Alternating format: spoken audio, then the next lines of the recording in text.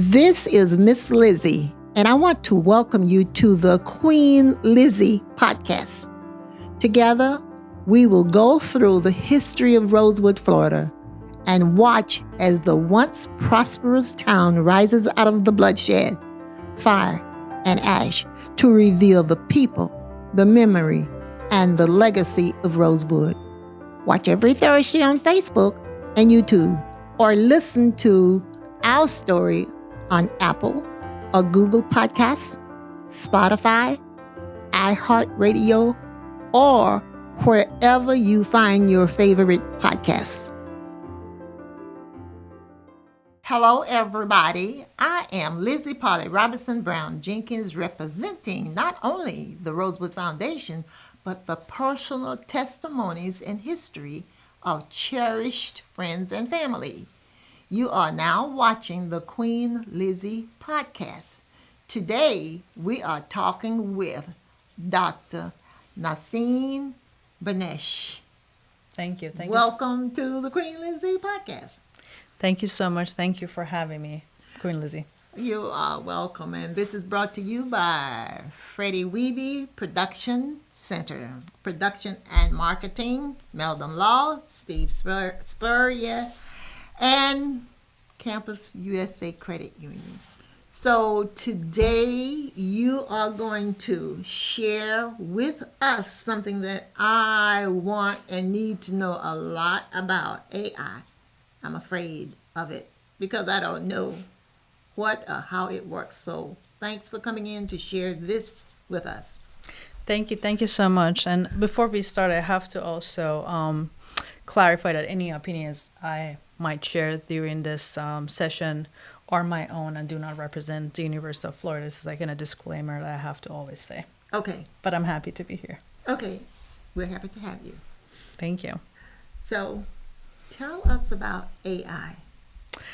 Well, it's very interesting. When I think about AI, it brings a lot of my childhood memories.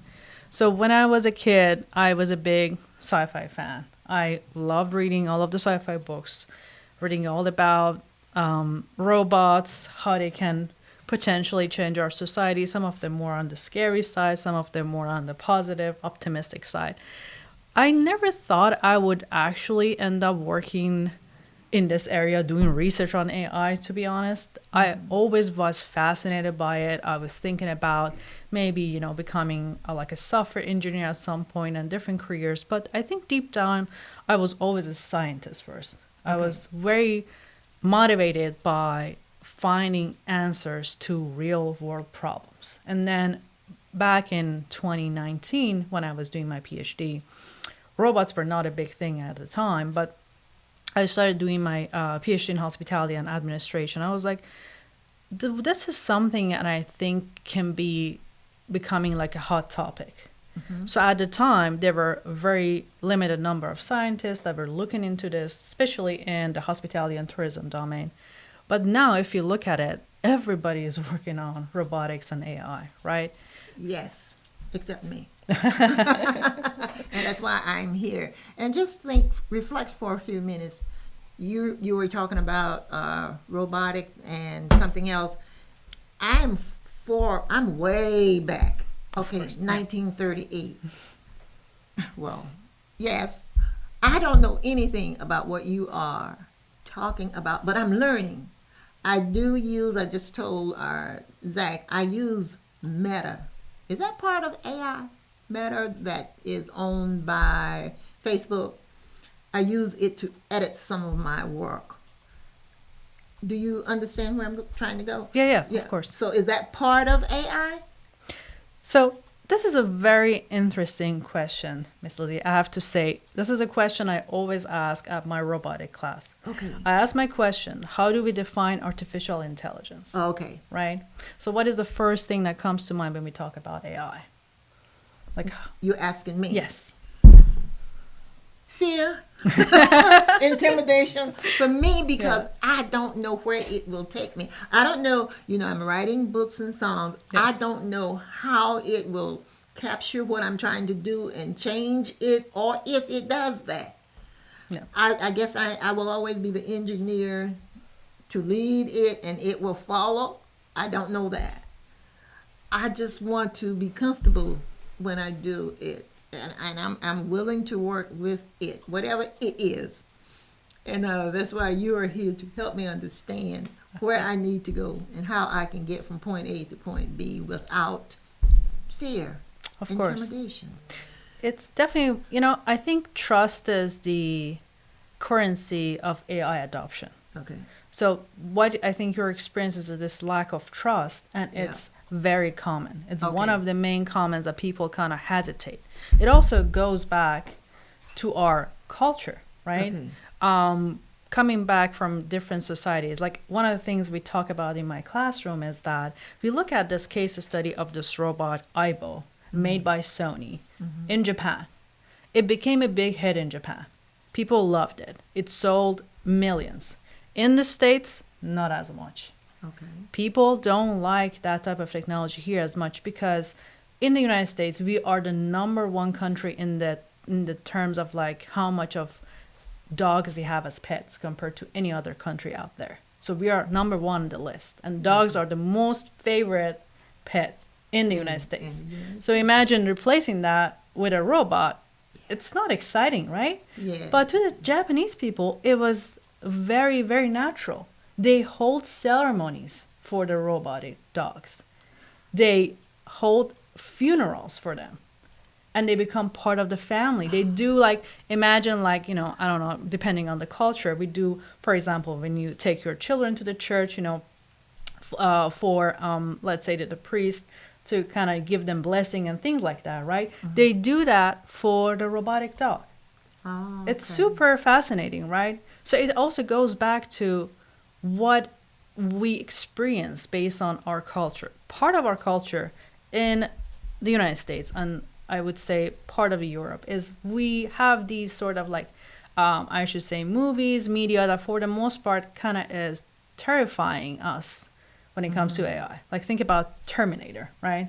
When it came out. One of the best movies out there. Super good. Yes. But it's about this robot that comes and, Yeah. destroys humans, right? Yes, yes, yes. Yeah. So for the most part, I think it's a lot of it is that the trust obviously is the foundation.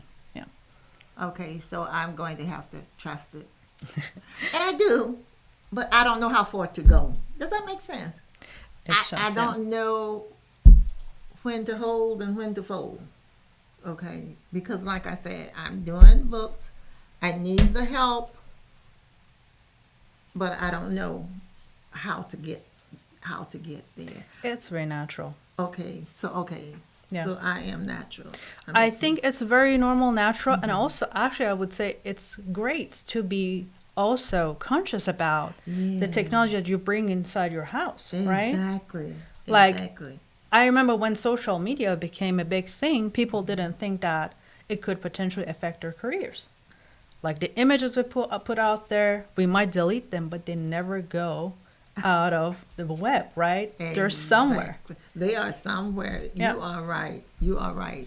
And it's a lot. It's a lot. I don't know how the computers or how social media can consume all of this, everything. It's awesome. I like it, but I feel like I'm too old. And I tell my nieces, and I don't have children, and they say, "Auntie, you're too old for this." I'm not too old. I'm going to continue pushing, okay, because I feel good about what I'm doing, but I don't always understand what I'm doing when it comes to AI. But when talking to people like you, that's why you are here. You're a resource, and I appreciate it.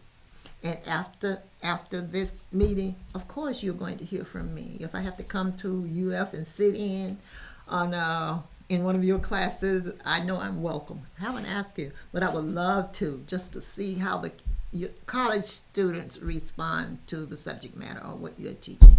Of course, I would love to. Okay. Yeah. Okay, we'll do that. We'll make it happen.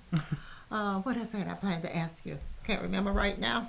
Can you think of anything else you need to enlighten? Let me see. I can actually, one thing I wanted to also talk about is that people very often confuse AI with robotics. Yes. Okay. So these are, even though they're overlapping, they can be separate. So we do have robots that are not artificially intelligent.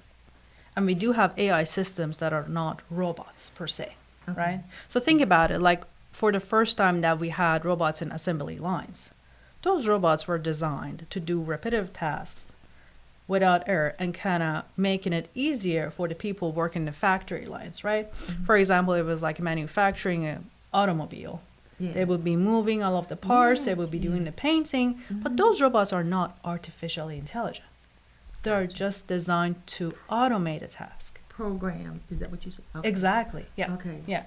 But when we think about an artificial intelligent robot, we are talking about a robot that can think outside of the box.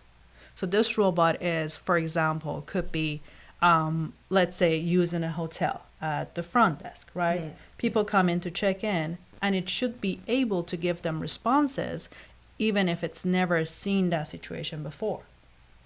So that's where AI come into place. And actually, for the most part, we're still not there yet. Yes. Yeah. I know I'm not, but I want to get there. I like learning. I appreciate knowledge, and I'm in tune to what you're doing and what you're saying. I'm following you. May not remember it all today, but I will reflect on it later and put it together. And I will always remember that I can call on you at any time. I have your contact information, so you can't hide. Yeah, please do. I got you. And as I said, I don't mind visiting with your class. I just want to learn. I've always wanted to, learn. And when Freddie called me and said, I got somebody you need to meet, and you need to bring her on your show. And I was excited because he knows that I'm interested in increasing my vocabulary. Yeah, thanks to Freddie for introducing us. And he has always been an inspiration to me. Whenever he comes and talks in my class, always learn something new. Even though it's like he talks about sometimes even the same things, but every single time he brings it like from a different angle, he adds a new point. Every time I learn something new. Oh, okay. So he's been to your class. Okay. Yes. So I want to come to your class, not to speak. First, I want to come and listen, and learn from the students and you, of course. But I'm interested in coming and learning and sharing what I know, if anybody is interested in history. And Freddie is responsible for this show. Okay. He named it Queen Lizzie Show, and said to me, this is where you need to be. Your history needs to be remembered. And the reason he appreciates it, because he knows that I have researched, authenticated, documented, telling the truth, never accusing, my mom said. My mom was the sister to the Rosewood school teacher, never accusing today's people of what happened in 1923. So I tried to tell it positively and keep it real. And that's why people I hope, enjoy listening, and texting me and wanting to be on my show. It's all part of history told right. My mother said never, never forget it, because we don't want it to repeat. Just preserve it positively. No biases. And I think I do that quite well. And it's for real. It hurts, but I'm following her lead. And because of my mother, I met you. Right? Yeah. It's her story, so we have connected through her work. And I give her all the credit. And I tell people my mother was a 8th grade scholar. And when I say scholar, the smartest woman that ever walked the face of this earth, in my opinion, which is, I tell people her education was equivalent to a PhD. She just didn't have the opportunity because in Archer they stopped school. They couldn't go any further than 8th grade, back then when she was in school in like 1917. So that's where we are with my mom and her story, So that's about time for our first half. We are going to head to a quick break, and we'll be right back after a word from our sponsors. Meldon Law has been serving personal injury victims since 1971. In those days, Jeffrey Meldon's presence as an attorney in the music scene dubbed him with the nickname the Hippie Attorney. And although times have changed, two things haven't. Our commitment to bettering our community by helping the injured, Albert, are you ready to go to the game? and our love for the Florida Gators. If you bleed orange and blue, Meldon Law is the firm for you. I am Black History. I am Rosewood Black History. I am Florida and and America's Black History, and you are too. January 1st, 1923, the KKK insurrectionists attacked Rosewood, killing 5, burning it down. Because a white woman lied and cried, a black man assaulted me. Rosewood redevelopment is on its way. Want to help? Visit rosewoodflorida.com. Welcome back to Queen Lizzie Podcast, brought to you weekly from the Steve Spurrier Podcast Room at Spurrier's Gridiron Grill. We are here with Dr. Nasim Binsesh. The Queen Lizzie Podcast is brought to you by Campus USA Credit Union, live from the Meldon Law Gator Studios at Spurrier's Gridiron Grill. We are back, and a special thanks to our sponsors for helping us to keep Rosewood history alive and to bring real history to you. Real history told by real people. My aunt was the Rosewood school teacher, survived the Rosewood massacre, and told my mother her story. My mother, her sister, her story, and Mom told it to me. And Mom emphasized you must tell the truth. So, as I've said before, I have done the research. I tell the truth. I want people to know the history as it happened. It's not about me. It's about who we are and bringing us together to work together to keep this history alive. There is absolutely, and you know, back then, 1923, when the Rosewood Massacre happened, it was because of hate. My goal is to close the digital divide of hate. I hate. And there is so much going on out there. So I appreciate you all listening to me, getting involved, and wanting to follow, subscribe, and take this to the next level. Thanks again to Freddie Weeby, Steve Spurrier, Meldon Law, and Jerry Bennett. They have been awesome supporters. And remember, every weekend there is a brunch here at this grill, the Gridiron Grill at the restaurant, from 11 to 3 on weekends. So please stop by, patronize the best food in town. I often come and participate by indulging in breakfast. Indulging is not the right word, but I eat breakfast here. Okay, brunch. All right, so my mom said to me, if you are going to tell the Rosewood story, I need to write you a song. So she did. 13 verses. I don't ever sing the entire song, but I sing the verses that she praised and that she suggested that I sing so that people will get a feel and know that had it not been for the white men in Levy County, the blacks would not have survived, because Rosewood is adjacent to Cedar Key. Cedar Key is a peninsula surrounded by water. Had they not stepped in and assisted the sheriff, the train conductors, and the store owners, all of our people would have perished. So Mom appreciated that and included it in her song. I told you she was a genius. And everybody loves the song. I'm going to produce it. I have it already produced, but I don't promote it. But anyway, I'm going to sing these 3 verses that I hope, and not hope, I know you will enjoy. The Cedar Key train conductors were told to pick up in Rosewood. Standing by the tracks with the lantern, its young school teacher stood, waiting in desperation to carry out the sheriff's plans, rounding up the hidden survivors to board the midnight train. The sheriff and the store owner worked around the clock, oh Lord, informed the train conductors just when and where to stop.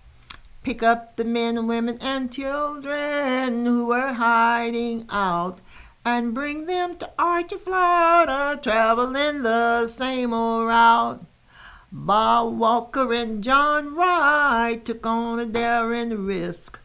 Put the survivors on the train, Lord, and sent them off with a kiss. Notified the Gainesville families to be on the lookout for their kin. Told them the train was a-coming and told them exactly when. So those are the three verses that my mom thought was very important. And the reason I stopped and paused in Gainesville, because the majority of the people that were on the train exited in Gainesville. So the first stop was Archer. That was where my aunt, the school teacher, was from. So many of them got off in Archer, disembarked. However, they were not from Archer. Because people don't know the majority of the people living in Rosewood came enslaved from the southern states, Mississippi, Georgia, Alabama, and South Carolina. They came on a boat. My mom told me, years on a schooner. Before I knew what a schooner was, I said, Mom, what's a schooner? She said, a boat, girl. And dropped them off. They came with slave masters, and that's how they got to Rosewood and became enslaved. And the train went all the way up to Brightsville. The Brights brothers were the conductors on the train, and they owned a property and a sawmill in Brightsville. So when the train conductors stopped in Brightsville, they thought the train was empty. And when they saw all of these people still on the train, they said, and why are you all still, on the train? They said, well, we're not from here. You never stopped to a place that we recognize. So they stayed on the train, and when they got to Brightsville, the train conductor's father owned the sawmill. He put them to work, he gave them a job, and he put them in a tent, a hut, until they were able to do better. So that's where part of the history of Rosewood stopped. And that's my mom's story. Would you like to ask a question? I don't know much about the history. The history of Rosewood, Yeah. but that's okay. I'll keep talking. But anyway, as I said, I'm keeping this history alive so that we eventually are going to build a museum, a Rosewood Museum in Archer, because we have 29 acres there. And my mom and aunt, the property that they grew up on is still there. And we are going to build a Rosewood Museum on that property, honoring my aunt, who was a school teacher. It's not going to be built in Rosewood because the property now is private. No more bus tours, okay, gated, and we're not allowed on it. So we are going to build a museum, and we have started the process because the land has been mapped, surveyed, and ready as soon as we get the money. So we are kicking off in a month a Rosewood telethon, like the Jerry Lewis telethon years ago.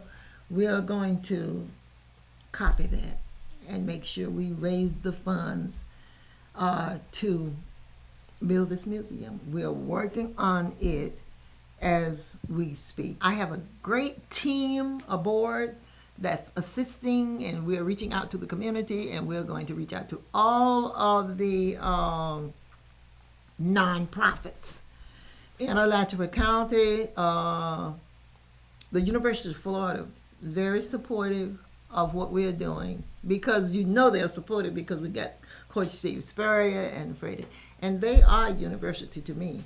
So we have the right people behind the scene helping so that we can bring this history to students, universities, and colleges.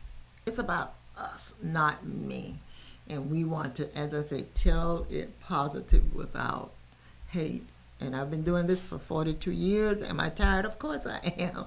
But I must continue so that people, students, will know more about Rosewood and where we plan to take it.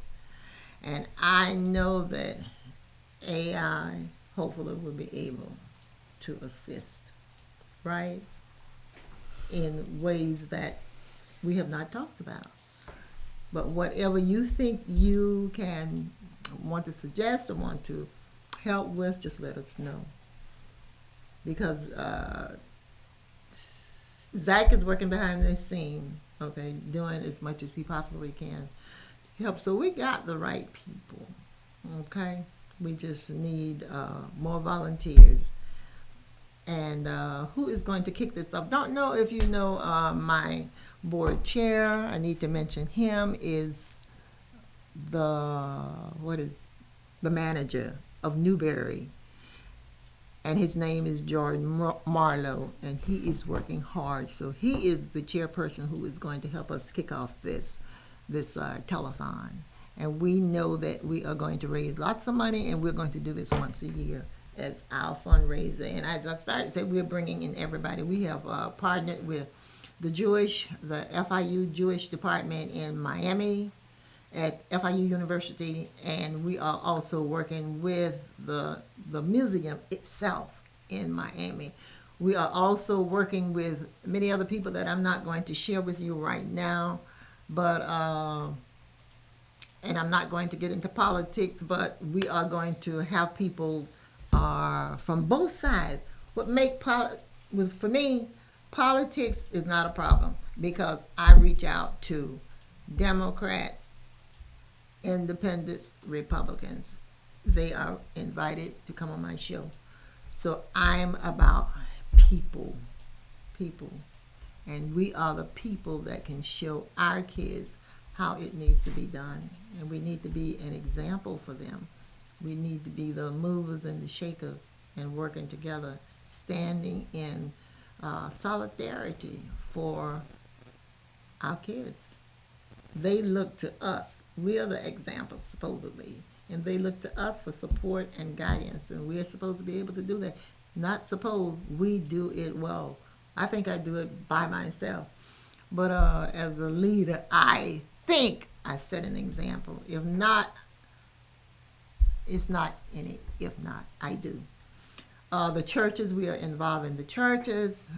And I think I said the organizations and the schools.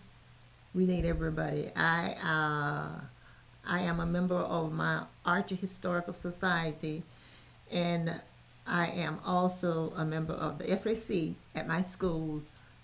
I am a member of a sorority. I just received a 50-year certificate last week. So I'm out there with all of the sororities and D9, as we call them, all of the historical black institutions, and the other institution that we were not allowed to attend when years ago, because when I graduated in 1957 from high school, the University of Florida was segregated, very much so. So I'm happy to see that we are making progress, and we need to continue to make progress for the benefit of the children. Would you like to have any last comments, closing comments? I would say, I think just going back to the whole idea of like AI being implemented in society, I think AI by itself is a tool that can be used in a positive or negative way. So by itself is not, negative. But what it can make it positive is the way that we use it, right? Mm-hmm. And one of the things that I always tell my students is that I would not necessarily worry about AI replacing their jobs. I would worry about the student or the person that knows how to use that tool more efficiently to take their jobs away from them. Mm-hmm. So I think in a sense, I would see AI as something positive can potentially change the society for the better if used correctly. Okay.